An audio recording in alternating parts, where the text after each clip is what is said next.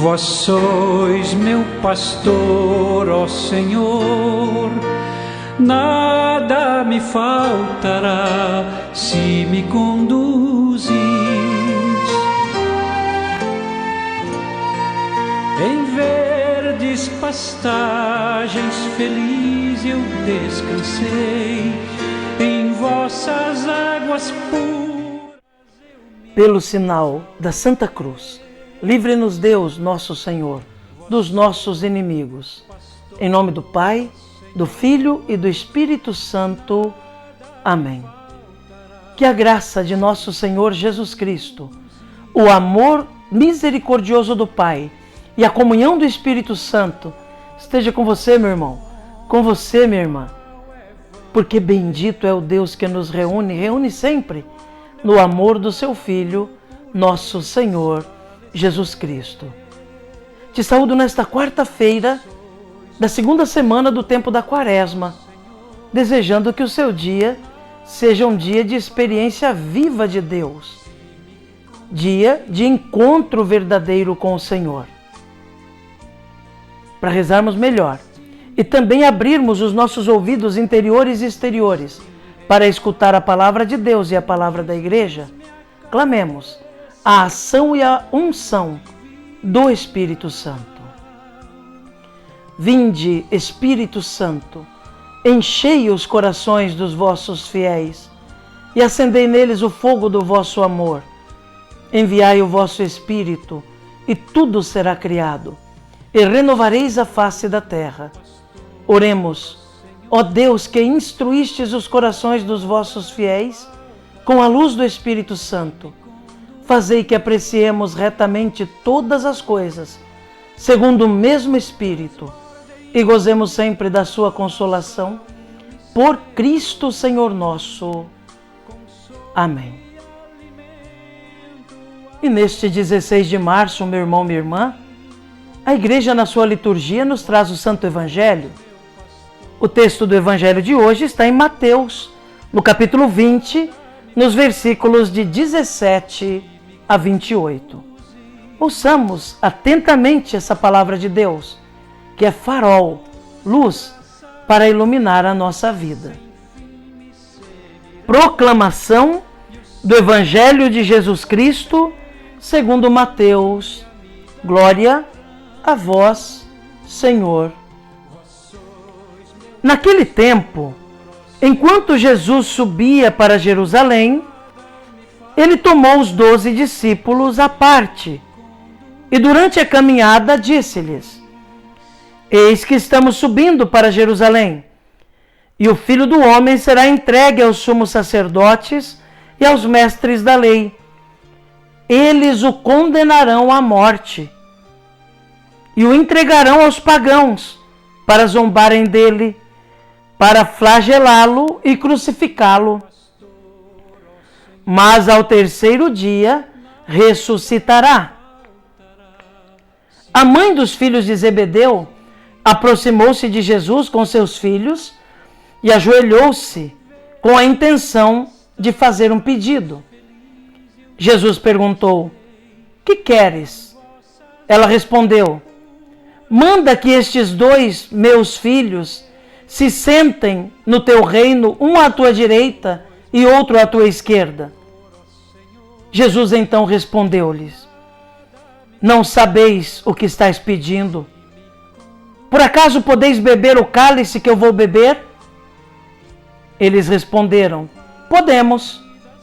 Então Jesus lhes disse: De fato, vós bebereis do meu cálice, mas não depende de mim conceder o lugar à minha direita ou à minha esquerda.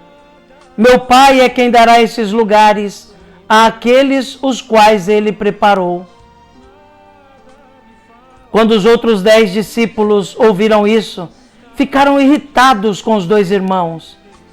Jesus, porém, chamou-os e disse: Vós sabeis que os chefes das nações têm poder sobre elas e os grandes as oprimem. Entre vós não deverá ser assim. Quem quiser tornar-se grande, torne-se vosso servidor. Quem quiser ser o primeiro, seja vosso servo. Pois o Filho do Homem não veio para ser servido, mas para servir e dar a sua vida como resgate em favor de muitos. Palavra da salvação. Glória a vós, Senhor. Que pela palavra do Santo Evangelho sejam perdoados os nossos pecados. Amém. Meu irmão, minha irmã, ouvimos esse texto do Evangelho, onde nos são apresentados os comportamentos dos 12 discípulos, naquela ocasião em que Jesus está predizendo o seu sofrimento, a sua morte, as dificuldades que ele vai passar em Jerusalém, mas ao mesmo tempo profetizando a sua ressurreição. Os discípulos de Jesus ainda não têm clareza do que Jesus quer ensinar quando fala do reino. Os discípulos de Jesus não compreendem ainda, apesar de pensar compreender, o que significa o reinado que ele veio pregando até então. E o que significa ele ser, de fato, o Messias. Na cabeça dos discípulos ainda está um reinado político. Na cabeça dos discípulos ainda está a ideia de Jesus ser um Messias político, um rei político. Alguém que vai tomar o poder nas mãos e governar politicamente Israel, destruindo os opressores e tornando a pátria livre. Não é esse o jeito de Jesus ser Messias. O Evangelho de hoje deixa muito claro essa má compreensão que ainda está na mente dos apóstolos. Primeiro, 2 deles pedem a intercessão da mãe deles para que peça a Jesus que os coloque no seu reinado como ministros, um à sua direita e outro à sua esquerda, para ajudá-lo a governar. Estão pensando num reinado político. Estão pensando em poder. E Jesus logo diz: por acaso vocês vão poder beber o cálice que eu vou beber? Eles dizem: sim, nós vamos. E Jesus diz: é verdade. Vai chegar um momento que vocês vão amadurecer, vão aprender e realmente vão até derramar o sangue por causa de mim. Mas quanto a dar o lugar à direita e à esquerda, não cabe a mim nesse momento. Eles não tinham compreendido. Jesus percebe que eles ainda não tinham entendido o que significa o reinado de Deus. Mas os outros 10 não ficam atrás.